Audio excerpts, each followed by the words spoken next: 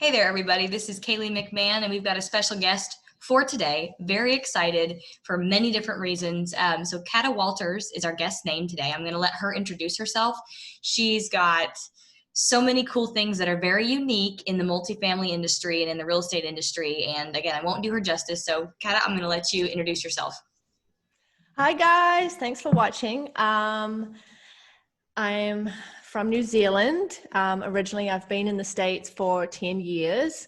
I got into real estate investing only 3 years ago. I'm self-employed. I just took over self-managing and I'm about to move across the country. So that sums it up in a nutshell really quickly. But yeah, some different a few different things. You know, my case is a little different than your traditional real estate investor. Also being a woman, of course, which is a big deal. Go women investors, right? So yeah, that's a little bit about me. Like, yeah. Okay, very cool. So what caught my attention at first, and then it took for a minute for me to kind of pay attention to some of your content. You're really good at kind of documenting the process, if you will. Right. Is my screen working? Yes. Documenting the process as you go, and even the dirty stuff, and even the icky, you know. So one of the big things that we always talk about on this podcast, the book that I'm writing, it'll be on there, is to talk a little bit about, you know, the stuff that people don't want to talk about. So for example, when you're starting a business, you know, depending on what type of business it is, it doesn't matter. There's always a point in time where, you're taking out money on credit cards, to get a deal done, your first couple of deals or something, or you're living with your parents, or you're definitely like working different jobs at the same time. And so a lot of people think entrepreneurship is this really pretty shiny thing, and you get all this time to do whatever you want. But in reality, I think it's just very different. So there's always a point of struggle, and then you start getting some traction, and then learn a more efficient way to do it. What would you say is your way, or has been your lesson, to get that traction going, and how did you kind of come out on the other side from the beginning? I think, in the beginning for me, so I'm a model. I work long days on set. I've actually retired more recently to focus more on real estate. So in the beginning for me, managing my time and just being able to handle everything, the numbers on deals, I was new, 3 years ago. I'm still learning everything now. I'm still learning as I go. But I guess finding the time to run the numbers on deals, research the markets, try and figure out where I was going to get funding from, and learning, the loan process. So like I said, being a model, I'm on set. I can't be on my phone. I would try and rush at lunchtime to I was on Zillow and, just trying to figure everything out. So as I've grown my portfolio, I have 30 units now. I do a few flips. Like I said, I'm self-managing now. Just kind of building the systems, trying to get better at delegating and assigning my time better, because I get pulled in every direction. I wake up in the morning at like 6 or 7 a.m. and I'm like, okay, I have a reasonable day today. Maybe I'll be able to exercise. Maybe I'll be able to look for another deal. Maybe I can do a post on Instagram. And then as the day unfolds, I have a plumber calling, a tenant locks themselves out. It's like another deal comes on. I want to look at the numbers on that. So I literally, when I spoke to you before, I just had a shower and it's 4:47 p.m. So time is very limited for real estate investors, right? When we're still trying to build everything and do everything on our own as well. So like I said, I've only just taken over self-management, 2 months ago. So I'm still trying to settle into building the systems in order to be able to continue to function on a normal level, instead of just being spread really thin at the moment, and have all these plates spinning. I feel like I'm in the circus or something, Luckily, I'm not modeling at the moment. I don't know if that's lucky or unlucky because, you know, the income is great. As you know, it's great to have as much income as possible, right? To be able to get loans and to keep the banks happy. But with COVID, it's been difficult with work. So I've been able to kind of throw myself into real estate full time, partly choice, partly just necessity also. So yeah, I mean, I'm kind of rambling, but systems, time, just trying to figure out systems for time right now and to get everything done, you know? What has been one system that you've implemented that you think has made a big difference? Delegating tasks that take too long, Mm-hmm. that can easily be done by someone else. Yeah. I think, and in the beginning, that was really hard for me to be like, oh, do I need help? Is it okay to ask for help? Is asking for help going to make me look like I'm weak or I can't handle it or I'm not succeeding? But I think just being okay with being like, you know what, I can have someone print my water bill notices and put them, go to the post office and do that for me, you know, even though I kind of like to do everything myself and I'm kind of like super hands-on. Time, it's just, again, we come back to that time. There's just not enough hours in the day to get everything done. Yeah. And I think, you know, just asking for the help, paying someone to do those tasks that are just scale, you know, easy to scale and just send off and someone else can do it, you know? Yeah. No, absolutely. That's, and you're creating jobs too.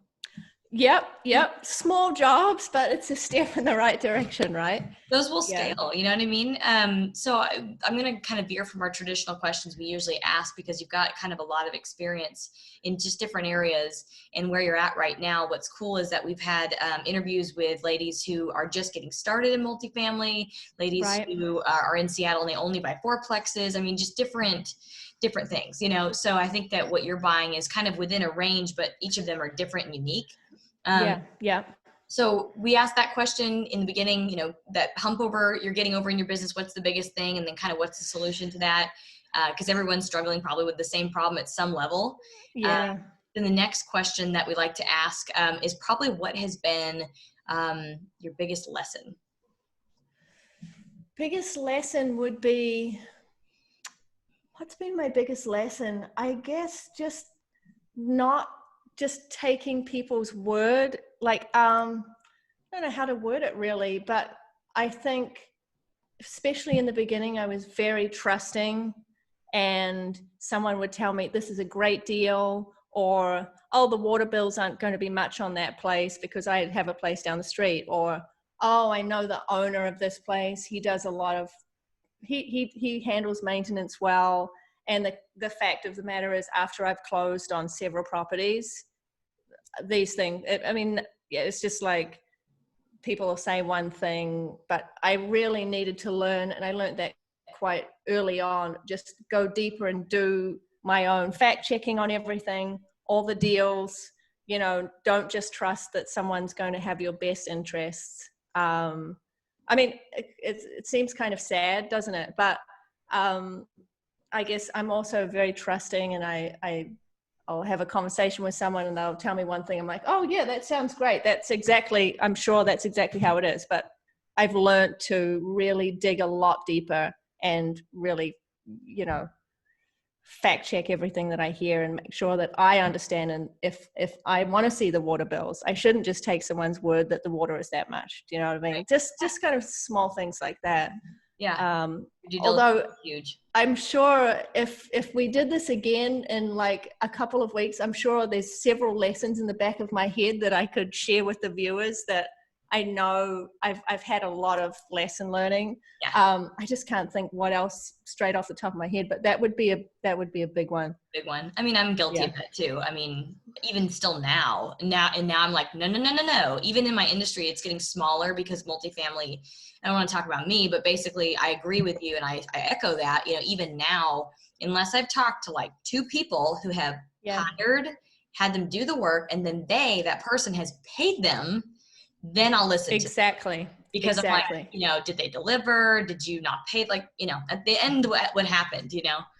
Yeah, because the end is like the hard part most of the time. Exactly. Also, just quickly, if I could add, I've noticed, self-managing now, property managers taking the property manager's word for it that stuff is being done, Yeah. and that maintenance is being taken care of and repairs, and I've never second guessed my property manager in the past, but now that I'm self-managing, I see a lot of issues in a lot of my properties that should have been fixed or weren't fixed right. And I should have been more on top of that, I think. But again, I trusted them. They said they were taking care of the properties. The properties were cash flowing. Everything's great until I take it over and I get a plumber in to check a leak in the basement. And I'm like, what on earth has been going on here for the last 2 years? So again, trust, just believing people at, what they say right off the bat, but not really researching into that. So. Right. I second you. Absolutely. Now, so we have obviously our biggest lessons that we learn in the industry, and sometimes they, it sounds like you're very resilient. So it probably was a situation where you're like, okay, well, let's just pivot this and turn it into profit. And it's not the end of the 100%. world. Yeah. No, I feel like in real estate, right, even the worst things that happen, the biggest lessons that we learn, and I'm learning a lot right now just with management, it makes us better, and I'm learning, and I know I won't do that way again, or I won't handle that situation that way. So even the hardest things still have a silver lining. So I feel like we can learn so much from it. Yeah. And it's just part of it. I love real estate so much that I don't even, there's been a few tears shed over the years, and it's hard, and it doesn't always go to plan. There's no guarantees, right, in real estate ever. But I think even the hardest parts teach me something, and I just kind of thrive off that. And I'm like, right, I'm going to do this better. Yeah, exactly. And as long as I don't do it twice. If I do it twice, I'm mad at myself. But so that's one thing that, you're right, in anything in life is, I think if you're learning and you're progressing, I mean, a lot of people are too scared to even get started. And so they'll pay for these ridiculous programs that, there goes 30K, there goes 50K, there goes this, that, and the other.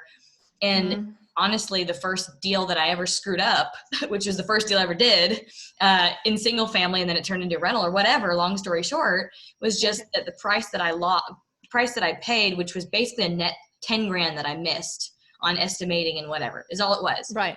Yeah. It got made up by flipping the investment strategy, flipping the exit strategy. You always have a couple different options, Exactly. Yeah. Okay, cool. It's a cash flowing asset that's added to the SREO, or statement of real estate owned. So yeah. Similar thing with me. My first property, I didn't know what I was doing. I paid asking price in a super hot market. Cash flow was horrible. I held it for 2 years, and then I recently sold it for a good profit. I mean, it was in Texas. It all worked out. I wouldn't say it was a great deal, but it got me going. And you have to just take that first step. Kind of get people's attention. Hey, I'm buying, that kind of thing. Yeah. Now, on top of your biggest lesson, what would you say so far has been your biggest win? Biggest win was, I think, it's still my first commercial property, and I know it's small stuff. It was a mixed use 5-unit building. I got it for $125,000, super cheap. It has been amazing. The reason I actually, I sold the property in Texas that I just mentioned, and I was like, right, I have to make some cash flow somewhere. So I'm going to reinvest this money immediately into something really great. And I was looking for a while, and then this property popped up, and I was like, I don't know anything about mixed use buildings. It was my first commercial property. I had a newer LLC. I'd never applied for a commercial loan at that point. And I was like, you know what? I'm just going to give it a shot, and I'm just going to dive into this and make it happen. And it's been one of my highest cash flowing. It's been a dream of a property to manage. It's worth at least 3 times that amount. And I think that was a big win for me, because I stepped well out of my comfort zone. I was still super new. I jumped straight into this commercial. Like I said, I know it's small, it's only 5 units, but there's like a store and, the apartments in the back. But it was a big deal for me. And I think it opened my eyes up to commercial financing, looking at more commercial property, the mixed use element. So yeah, I think that's still one of my biggest wins so far. Yeah. Yeah. That's awesome. I'll have to ask you at some other point in time about mixed use, because I'm kind of thinking that, doing a like kind of like this, but not with the garages in the back, but instead like medical offices, food, grocery store, something that's not going to go away. Exactly. Yeah. Like that. So, I mean, I do commercial purchases right now, but it's a different, so I'll have to ask about that at some other time. Right. And now that we have like a few minutes left, like 10 minutes, kind of great. Because I talk so much. I'm sorry, guys. No, you're so to the point. Like I've had so many guests, including myself, that just kind of squirrel, like just go off on a tangent. So you're a very succinct answerer, which is great. Good. That means we would do business really well together, because I'm very much like, especially in email, A, B, C, done. You know what I mean? Like, yes. Yeah. So people are like, whoa, anyway. So I guess if we have a little bit of time to talk a little bit about you, what attracted me to your social media and to getting to know you a little bit better was the fact that you are very feminine and in modeling, you know what I mean? So that was something that I'm still in my head trying to figure out personally what I consider a strong woman, what is strength to me. And so growing up in the Northwest, Pacific Northwest, camping a lot, kind of growing up with the things that I did, I actually associated being very feminine with being weak. And now that I'm an adult, I'm relearning all of that and learning that that's not necessarily the truth. There are a lot of very strong women out there that don't need to take away their femininity, and they're able to still be successful just like you are. So, you being a model, that's also the other side of things. So you're not taking away your femininity, but in addition to that, I think that you can influence, and you probably already are, young individuals who are new to an industry where you're making a decent amount of money. And instead of blowing that money on, drinking or whatever, I don't know what models do. What do young people do these days? Exercising, whatever it is. I don't know.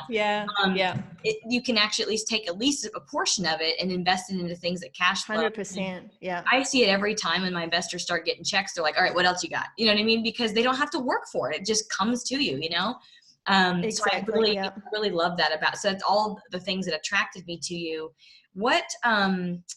How did that happen? Like being in modeling and investing, like the interest, and how did that happen? I think it came out of, I think I've always loved real estate. My father, as he retired from his, W-2 job back in the day, he sold large farms in New Zealand. So he was kind of doing it on the side part-time. I've always been obsessed with buildings and real estate, and like early on in my 20s I even looked at like a warehouse, and I had this dream to convert it into apartments. I did not have the money. I don't know where I got the idea that would be a good idea, but I mean, nothing happened, of course, because I didn't have the confidence to actually pursue it. But I've always had a thing for real estate, 100%, like looking back now. I lived in Japan for 10 years. I was modeling full-time there on contract. I moved to New York when I was 30, and it was really hard for me to get settled here and make a living. And I burnt through all of my savings basically through my 30s, just living in New York, not modeling much. That was a massive wake-up call. I was able to get back on my feet, and I started modeling again, and had like 2 or 3 strong years. And I was like, right, I have this small amount of money saved. I'm self-employed. I don't have a retirement plan. I don't have a 401k. This is it. So I either start a business, I wasn't sure what I wanted to do, or I try and figure out how to make this amount of money work for me, but still be involved in something that I want to do. And I mean, I tell a story all the time, but cut a long story short, I was at the dentist getting a really expensive root canal. There was a Forbes magazine, there was an article, and it just stood out to me, and it said why investing in rental properties is, why everyone should do this, because of the tax advantages and just, income. And it caught my eye, and I was like, I have to try and figure out how to do this. And as a foreigner, of course, so I'm a green card holder, but I'm not a citizen. I was like, if I can get a mortgage, maybe this is something that I could sustain through the years as I get older and I can't model forever. Right. And like I said, my back was kind of against the wall. And it was that moment where I was like, I'm in my mid-30s and I need to do something with this last bit of money that I have and make it work. Yeah. And it was kind of just a wake-up call. And you know, combining my love for real estate and being able to use those resources from my modeling career that I nearly, like I said, I nearly burnt through all of, that kind of just made sense.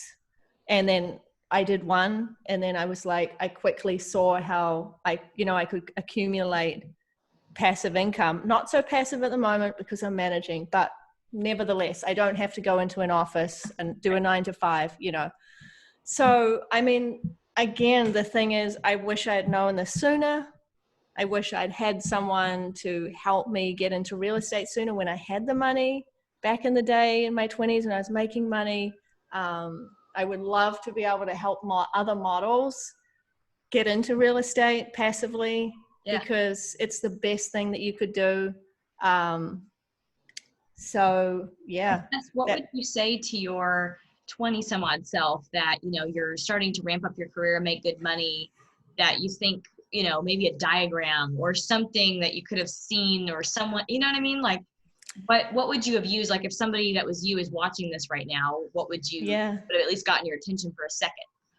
Oh, I mean, I think it's just, you know, I was attracted to the stock market because people had kind of said that's what you do with money when you have some, or like you put in a savings account, but you have no control over it. It's not stable. I would say I would draw a diagram. I'm horrible at drawing, but I would just put houses. It's like Monopoly. It's like, the nice thing about real estate is it's you can stand on it. It's land, you own it. They're not making any more of it. It's a stable investment. You can have other professionals help you, like you know, help you manage it and do all the hard work, and you can sit back and just own a piece of something that you can touch that's not going to crash. I think I would just make a really pretty picture of it with some models and some houses and just some dollar signs or something. I mean, it's not, I wish my eyes had been open to it in my 20s. You know, I wish I could go back.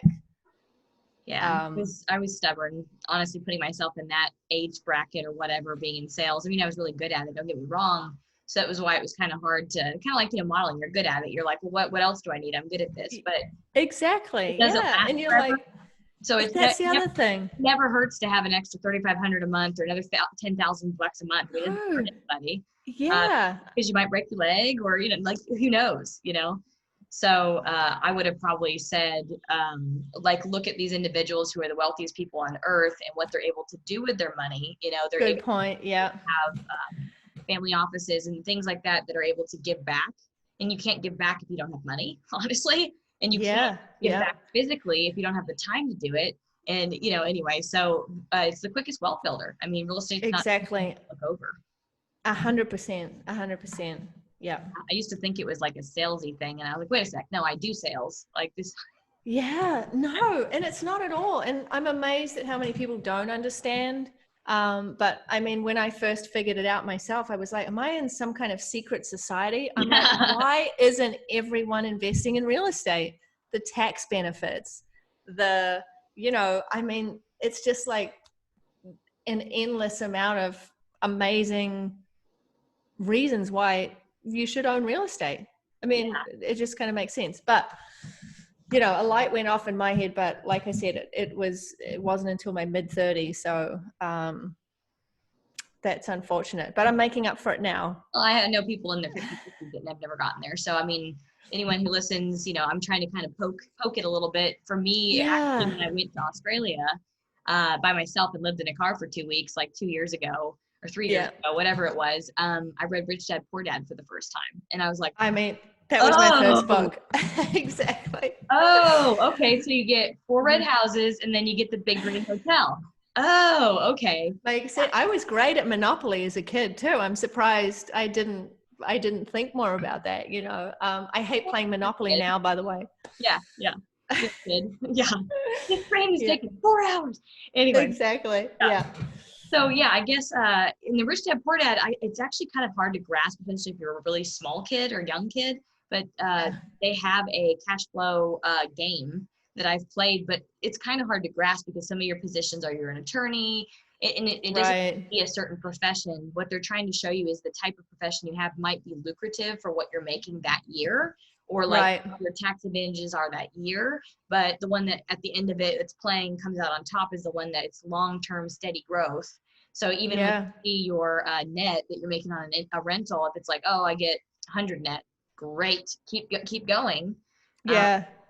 yeah. So it's awesome to hear from you, that you've been able to have that light bulb, have that moment, and then you're influencing other individuals, that are models or that are young women. That's awesome. I really tried to get it across that, like, if I can get started in real estate, woman, foreigner, self-employed, didn't have a W-2, so I had 1099, very fluctuating income, still managed to get started, still managed to get loans, young credit history because I only moved to the States 10 years ago. So that was another thing. So it's all these roadblocks kind of against me that a lot of people be like, oh, but I don't have great credit, or oh, I don't have that much saved, I can't get started, or oh, I didn't go to college. I didn't go to college. I didn't even finish high school. I left a year early to start modeling overseas. So, and I just spat. So I try to really get that across. Like, if I can make that happen, anyone can do it. And now I have 30 properties. I can live off the income. I'm still building and learning, but you have to make that first step. And there are people that will help you do it as well. Well, I want to get a little technical. I've got like a couple of minutes, if that's okay. We have about 4 minutes. Yeah. Yep. So how did you do that? Literally in the process of I'm getting a roadblock of not having enough credit, I'm getting a roadblock of not being a citizen. How did you get through each of those barriers? What resources did you need? So what I did was I talked to a loan officer and I said, right, I had 2 years of like a good income through modeling. And he said, we need to try and get as many loans done in your personal name while you can off this income, because anything before that we couldn't have used because it was terrible. And moving forward, I knew work wasn't going to be as good going forward. So we had to push through as much as we could within that kind of time frame. I used private money later on, of course, in order to scale. As soon as I ran out of my own savings, I brought in private money. My husband's mum was my first private lender. She loaned me $18,000 for a down payment on a property back in my humble beginnings. And the credit, I mean, I extended credit lines. So I tried, I paid all my credit down. I stayed off my credit cards. Basically just squirreling no more shopping, squirreled everything away, tried to make my bank accounts look decent and manageable. Luckily for me, the market that I was targeting, all the properties are under 100,000. So I wasn't dealing with like $500,000, $600,000 loans or anything. So it was a manageable amount for the budget that I had. Yeah. And yeah, I mean, and then, slowly seller financing, of course, some creative financing, which is great when your credit's not strong or you're trying to build it back up. But definitely they financed it to you.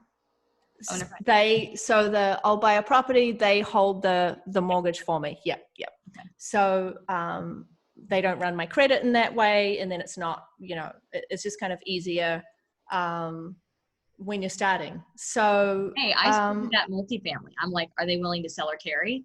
Yeah, a portion of it. Okay, great. That means I only have to get 60% LTV, and then they'll cover the remaining on. I mean, it's still great, right? I mean, I just put another property under contract, seller financing. I paid a little more than I probably would have liked to if I had just gone to the bank and got a loan. But I have zero interest. I'm just paying him a principal. So yeah, creative financing, and then just kind of working with what you can do, because everything, especially with these creative financing, and there's so many lenders out there. There's ways to get things done. You just have to work with what you have, and just start somewhere and then just grow from there. And it gets easier. The first ones are kind of harder. Did you have to get a cosigner for anything, even once you did the seller financing, maybe got your first? I didn't have to get a cosigner. And I'm quite happy with that, because I'm very like, I want to do everything on my own. Although now, to be honest, I'm way more open to partnering, syndication. I feel like I've got to that point where I'm like, okay, I've managed to do this on my own, but in order to grow even further, it would be nice to bear the burden with some other people and do some things together, Yeah. But yeah. I had to do my first deal. I had to get a cosigner, and I didn't have to, but what ended up happening was, it was actually a guy I was dating at the time, and they wanted 3 more months of income. And so I said, okay, well, we'll just wait, to buy this house. And they're like, it won't be around in 3 months. So without telling me, he co-signed on it, and the banker was his friend. So he was like, it's fine. This guy's got like hundreds of properties, so. Right. I really didn't want you to do that, but whatever, once you refied out, he's out of it anyway, but Yeah, you do what you can. Yeah. And I think the cool thing with real estate is everything, you can figure it out. Like everything is, what's that word? Like, you can change it. Everything's negotiable. Yeah. Basically. And I've really enjoyed, making the move into, when I started my LLCs and then moving into the commercial financing. Way better, so much easier. They don't ask me what I had for breakfast. Yeah.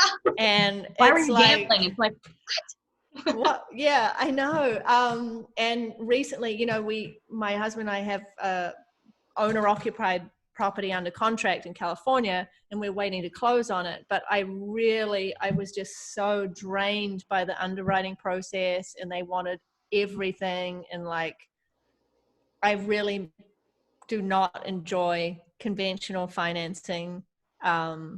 We managed to get it done, of course, but I can't wait to do another commercial loan where they're like, how's the property, it's more on the property. It's not like my personal income, debt to income ratio for anyone that's listening. I've even had problems refi cashing out, single families I've had, and it's not a big deal on like these large multifamilies. They go by income of the property versus my income.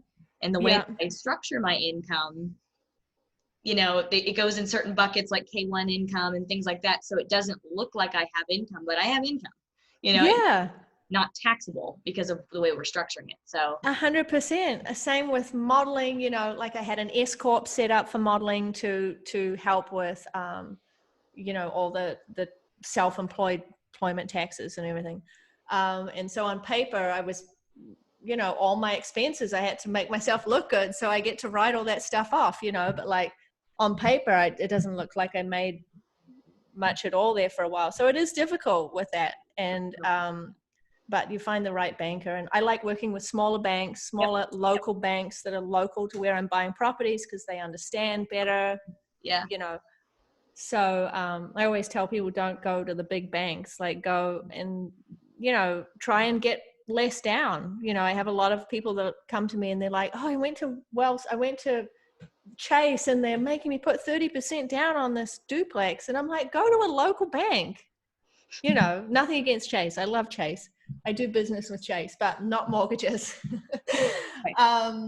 So yeah, the local banks I've had more luck with getting, having to put less down and better terms. I agree.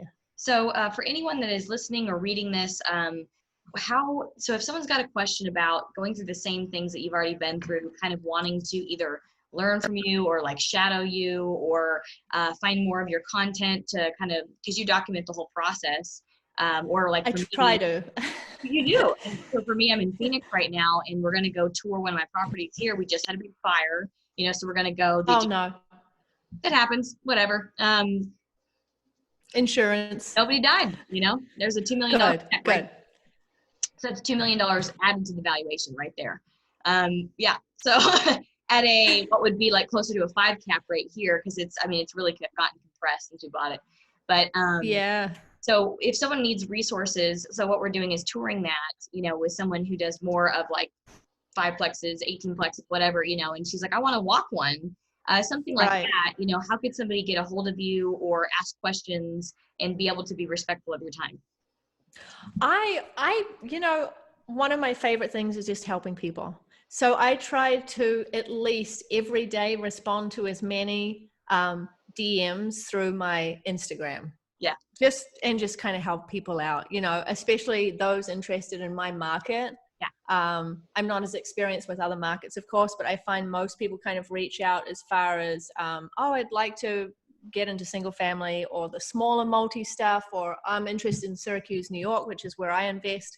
Yeah. But I just tell people, send me your questions, reach out, ask me, I'll get back to you. I've got back to every single DM that someone sent me.